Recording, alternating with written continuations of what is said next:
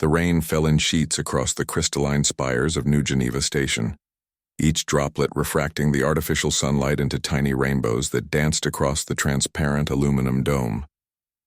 Dr. Sarah Chen pulled her lab coat tighter as she hurried through the deserted xenobiology sector, her footsteps echoing in the empty corridors. The emergency beacon had been silent for 3 days now. 3 days since the draconian survey ship had crashed into the outer ring of the station during the solar storm. 3 days since the Galactic Council had written off the entire crew as casualties of war. But Sarah knew better than to trust bureaucrats who had never set foot outside their ivory towers on Earth Prime. She found the survivor in Lab 7, just as her unauthorized scans had indicated. The creature, no, the child, was barely the size of a house cat, its iridescent scales dulled by malnutrition and trauma. The baby dragon lay curled in the corner of what had once been a sterile containment unit, now flooded with recycled rainwater from the damaged atmospheric processors above. "Hey there, little one," Sarah whispered, kneeling slowly. The dragon's large golden eyes tracked her movement with an intelligence that made her breath catch.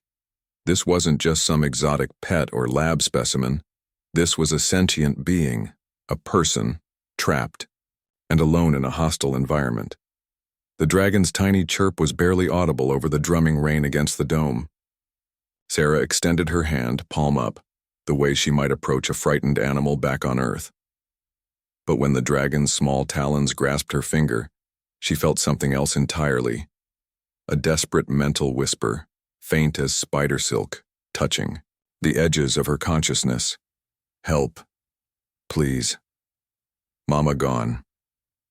Sarah's training in xenopsychology kicked in. Draconian younglings were empathically linked to their parents until maturity. This child wasn't just physically orphaned, it was experiencing a kind of psychological amputation that would have driven most species insane. "I've got you," she murmured, carefully lifting the dragon into her arms. "You're safe now." The creature's body heat was dangerously low.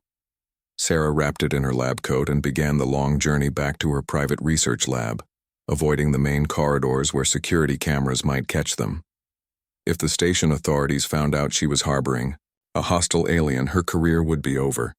If the Galactic Council discovered a surviving draconian, they'd either dissect it for intelligence or use it as a bargaining chip in their endless political games. Neither option was acceptable. For the next 2 weeks, Sarah became a ghost in her own workplace. She requisitioned medical supplies under false pretenses, diverted food rations to her lab, and spent her nights hand-feeding the dragon while it recovered. She named him Ember, after the way his scales caught the light when he was healthy and alert. Ember grew stronger each day, his empathic abilities developing along with his physical form. Sarah found herself experiencing flashes of his memories.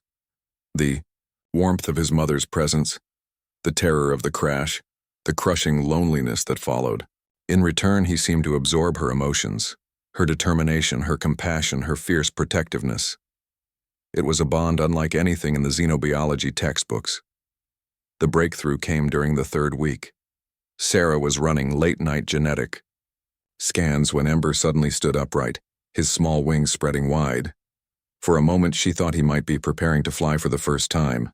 Instead, he fixed her with those ancient golden eyes and spoke, not with his rudimentary vocal cords, but directly into her mind. "Sarah, friend. Ember understands now. You saved Ember not because humans are good to all creatures. You saved Ember because humans are good to this creature. This matters." The distinction hit her like a physical blow. The other species in the galaxy spoke constantly about universal principles, cosmic balance, and the greater good. But humans, messy, contradictory, illogical humans, had always been different. They didn't save people because of grand philosophical ideals.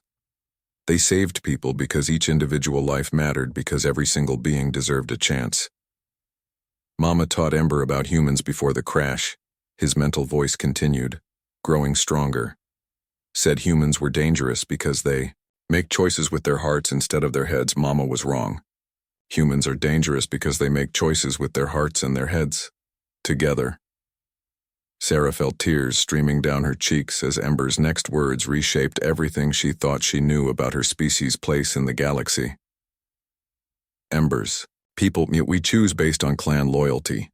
Zephyrians choose based on profit. Crystalline Hive chooses based on survival. But humans choose based on love for individuals. This is why Galaxy fears humans. Not because humans are warriors, because human love is stronger than any other force in universe. That night, Sarah made her choice. She activated the long-range communications array and sent a message to the Draconian home fleet, a message that would restart peace negotiations that had been stalled for decades.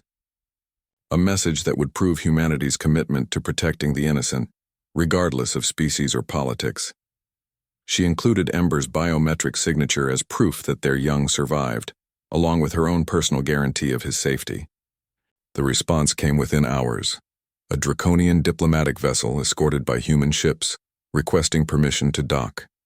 As Sarah watched Ember reunite with his grandmother, the fleet's elder matriarch, she realized that sometimes the most profound acts of diplomacy happen not in council chambers or treaty rooms, but in flooded laboratories during rainstorms when one person decided that a frightened child's life mattered more than protocol.